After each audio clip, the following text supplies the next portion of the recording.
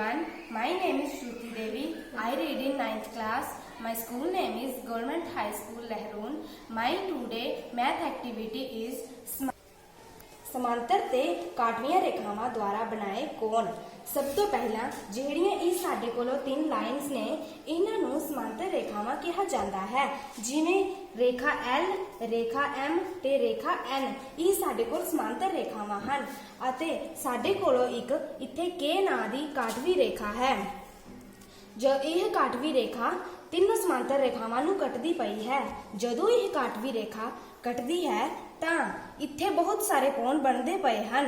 जिस तरह ਤੁਸੀਂ देख रहे हो कि L लाइन ਦੇ ਉੱਤੇ ਇਹ ਚਾਰ ਕੋਣ ਬਣਦੇ ਪਏ ਹਨ, M ਲਾਈਨ ਦੇ ਉੱਤੇ ਇਹ ਚਾਰ ਕੋਣ ਬਣਦੇ ਪਏ ਹਨ ਅਤੇ N ਲਾਈਨ ਦੇ ਉੱਤੇ ਇਹ ਚਾਰ ਕੋਣ ਬਣਦੇ ਹਨ।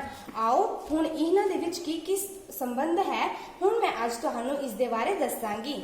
ਸਭ ਤੋਂ ਪਹਿਲਾਂ ਸਾਡੇ ਕੋਲ ਇੱਥੇ ਤਿੰਨ ਕੋਣ ਹਨ।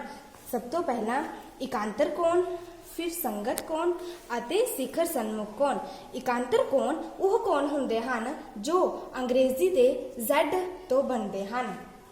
ਜਿਸ ਤਰ੍ਹਾਂ L ਲਾਈਨ ਦੇ ਵਿੱਚ ਸਾਡੇ ਕੋਲੋਂ ਇੱਥੇ Z ਇਸ ਤਰ੍ਹਾਂ ਬਣ ਰਿਹਾ ਹੈ। ਸਾਨੂੰ ਪਤਾ ਕਰਨਾ ਹੈ ਕਿ ਇਸ ਦੇ ਵਿੱਚ ਕਿੰਨੇ ਕੋਣ ਬਣਦੇ ਪਏ ਹਨ ਤੇ ਸਭ ਤੋਂ ਪਹਿਲਾਂ ਸਾਡੇ ਕੋਲ ਇੱਥੇ ਕੋਣ C ਬਣ ਰਿਹਾ ਹੈ ਤੇ ਇੱਥੇ ਕੋਣ F ਬਣ ਰਿਹਾ ਹੈ। ਹੁਣ ਅਸੀਂ ਦੇਖਾਂਗੇ ਕਿ ਇਹ ਕੋਣ ਆਪਸ ਵਿੱਚ ਬਰਾਬਰ ਵੀ ਹਨ ਜਾਂ ਨਹੀਂ। ਹੁਣ ਮੈਂ ਤੁਹਾਨੂੰ ਇਹਨਾਂ ਦੇ ਬਾਰੇ ਦੱਸਾਂਗੀ ਕਿ ਸਾਡੇ ਇਹ ਕੋਣ C ਤੇ ਕੋਣ F ਆਪਸ ਵਿੱਚ ਬਰਾਬਰ ਵੀ ਹਨ ਜਾਂ ਨਹੀਂ। ਇਹ ਵੇਖੋ ਇਹ ਕੋਣ C ਹੈ ਅਤੇ ਹੁਣ ਅਸੀਂ ਵੇਖਣਾ ਹੈ ਕਿ ਇਹ ਬਰਾਬਰ ਹੈ। ਇਹ ਦੋਵੇਂ ਆਪਸ ਵਿੱਚ ਬਰਾਬਰ ਹਨ। ਇਹ ਸਾਡਾ ਇਕਾਂਤਰ ਕੋਣ ਹੈ।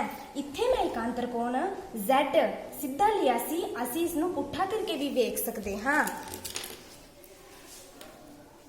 ਇਸ ਤਰ੍ਹਾਂ ਅਸੀਂ ਇਸ ਨੂੰ ਪੁੱਠਾ ਕਰਕੇ ਵੀ ਵੇਖ ਸਕਦੇ ਹਾਂ। ਇਸ ਦੇ ਵਿੱਚ ਬਣੇ ਕੋਣ D ਤੇ ਕੋਣ E ਬਣ ਰਹੇ ਹਨ। ਅਸੀਂ ਇਹ ਵੀ ਵੇਖ ਲਵਾਂਗੇ ਕਿ ਇਹ ਬਰਾਬਰ ਵੀ ਹਨ ਜਾਂ ਨਹੀਂ।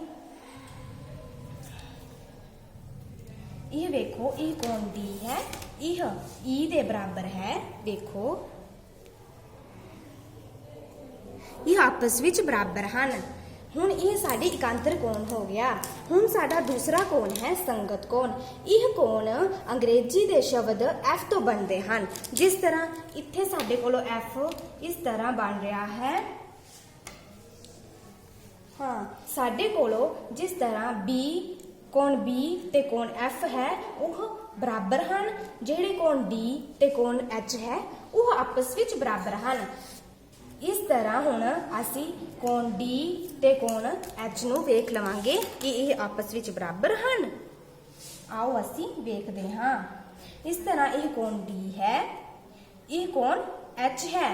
ਹੁਣ ਅਸੀਂ ਇਹਨਾਂ ਨੂੰ ਵੇਖਾਂਗੇ ਕਿ ਇਹ ਬਰਾਬਰ ਹਨ। ਇਹ ਵੇਖੋ ਇਹ ਦੋਵੇਂ ਕੋਣ ਬਰਾਬਰ ਹਨ।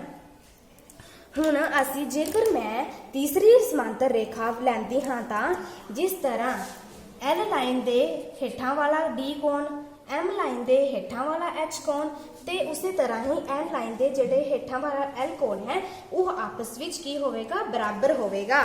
ਹੁਣ ਜੇਕਰ ਮੈਂ ਇਸ ਕੋਣ ਦੇ ਉੱਤੇ ਉੱਪਰਲੇ ਕੋਣ ਲਵਾਂ ਤਾਂ ਕੋਣ D, B,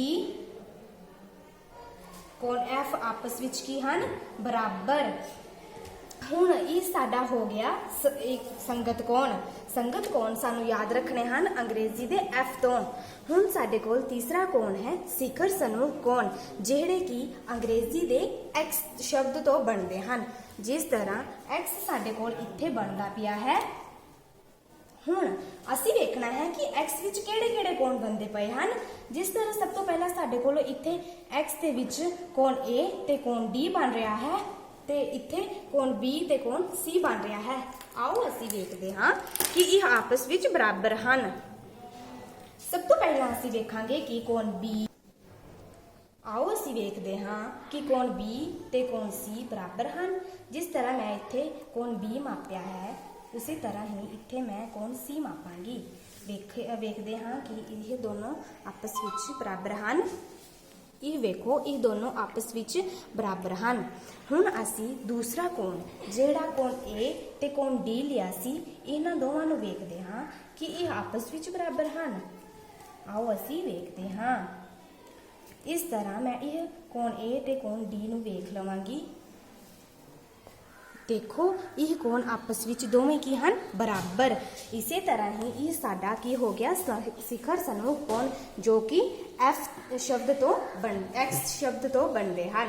इसी तरह यह साडी क्रिया हो गई है। धन्यवाद।